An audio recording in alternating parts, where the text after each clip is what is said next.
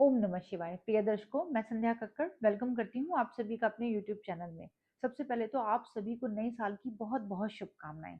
आशा करते हैं ये जो नया साल है आप लोगों के लिए बहुत सारी खुशियाँ और कामयाबी लेकर आएगा। इसी उम्मीद के साथ शुरू करते हैं इस हफ्ते का राशिफल, यानी कि 1 तारीख से लेकर 7 तारीख तक जो है तुला राशि वालों के लिए ये वीक कैसा रहने वाला है। तो तुला राशि वालों की बात करें ना, तो ये जो हम राशिफल बता रहे हैं, यानी कि जो साप्ताहिक राशिफल है, वो चंद्रमा के गोचर से बताया जाता है। तो आइए शुरू करते हैं तुला राशि वालों के लिए।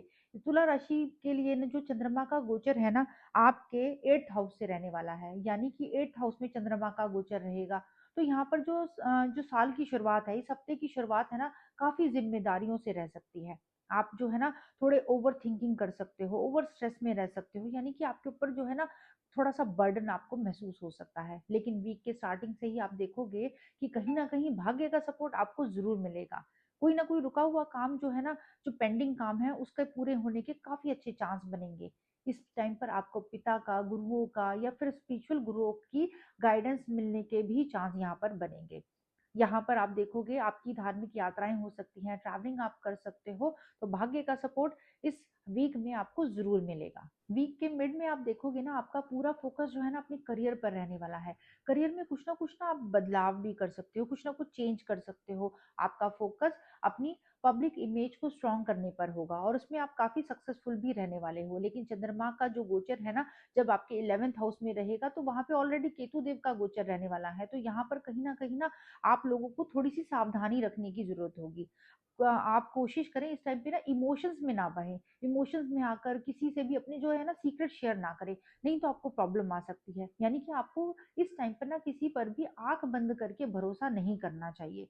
यहाँ पर जो है ना आपके सोशल जो सर्कल की वजह से थोड़े-से आप डिस्टर्ब रह सकते हो, तो इसलिए आपको थोड़ी-सी सावधानी रखनी होगी। इसके अलावा चंद्रमा का जो गोचर है, वीक के एंड में जो है ना 12th हाउस में रहने वाला है, तो यहाँ पर ना कई बार आप जो है ना अपने आप को आइसोलेट फील कर सकते हो, खर्चे बहुत ज़्यादा बढ़ सकते हैं, मूड स्विंग्स हो सकते हैं, तो कोशिश करें अपनी हेल्थ पर ध्यान दें। कुछ टाइम अपनी हेल्थ पर ज़रूर दें, क्योंकि अगर हेल्थ सही होगी तभी जो है ना आप चीज़ें कर पाओगे, नहीं तो कहीं न कहीं जो है ना आपका मन उदास रह सकता है। तो कोशिश करें अपना डेली रूटीन सही रखने की कोशिश करें, अपनी फूड हैबिट्स को सही रखने की कोशिश करें, नींद भरपूर लें। तो अब बात करते हैं वो कौन से उपाय करें जिससे ये जो वीक है आपके फेवर में रहे, आप क्या कर सकते हैं? सबसे पहले तो आपके राशि के स्वामी यानी कि शुक्र देव को सही रखने के लिए ना आप अपने पर्सनल हाइजीन पर ध्यान दें। आप जो है अपनी पर्सनल ग्रूमिंग पर ध्यान दें। जितना हो सके आप श्री सूक्त का पाठ करें, माँ लक्ष्मी जी की आराधना करें, बेज़ुबान जानवरों की सेवा करें। तो आशा करते हैं ये जो हफ्ता है आपके लिए बहुत सारी खुशियाँ और कामयाबी लेकर आएगा। अब हम बात करेंगे कि वृश्चिक राशि वालों के लिए ये वीक कैसा रहने वाला है। वृश्चिक राशि वालों की बात करें ना तो वीक के स्टार्टिंग में ना जो चंद्रमा का गोचर है आपके 7th हाउस में रहने वाला है वृषभ राशि में। तो यहाँ पर ना आपका पूरा फोकस अपनी पार्टनरशिप पर रह सकता है, अपने रिलेशनशिप को बैलेंस करने पर रह सकता है। यहाँ पर जो है ना आपकी जो पर्सनल जो पब्लिक इमेज है ना वो भी काफ़ी स्ट्रांग रह सकती है। लेकिन उसके बाद जो है ना आपकी लाइफ में कुछ ना कुछ बड़ा बदलाव होने के भी चांस बनते हैं। कुछ ना कुछ ट्रांसफॉर्मेशन होने के चांस बनते हैं। इस पीरियड में जो है ना आपका इंटरेस्ट जो है धार्मिक यात्राओं में हो सकता है, ऑकल्ट में हो सकता है, एस्ट्रोलॉजी में हो सकता है, सीक्रेट चीज़ों में हो सकता है। हो सकता है कि इस वीक से ही जो है ना अपना कोई ना कोई मंत्र चैंटिंग स्टार्ट करो। इसके अलावा जब चंद्रमा का जो गोचर है आपके 9th हाउस में भाग्य स्थान में होगा, तो यहाँ पर धार्मिक यात्राएँ भी होंगी। पिता से, गुरुओं से, स्पिरिचुअल गुरुओं से आपको सपोर्ट मिलेगा। कोई ना कोई गाइडेंस आप लोगों को मिल सकती है, जिसकी वजह से आपका भाग्य उदय हो सकता है। आपको कोई ऐसी अपॉर्चुनिटी मिल सकती है जिसकी वजह से जो है ना आपके करियर में ग्रोथ हो। लेकिन एक चीज़ का और आप लोगों को ध्यान देना होगा कि इस वीक में चंद्रमा का गोचर जब 10th हाउस में रहेगा, तो यहाँ पर ऑलरेडी जो है ना केतु देव गोचर कर रहे हैं। तो यहाँ पर चंद्र केतु का कॉम्बिनेशन बनेगा जो कि आपके करियर को डिस्टर्ब करने का चांस बना सकता है। बॉस के साथ मिसअंडरस्टैंडिंग रह सकती है। तो इस टाइम पर ना आपको कोई भी अपने करियर से रिलेटेड जो है ना डिसीजन लेने से बचना चाहिए, इम्पल्सिव डिसीजन लेने से बचना चाहिए। मूड स्विंग्स जो आपके होते हैं ना उस पर थोड़े से कंट्रोल रखने की कोशिश करनी चाहिए।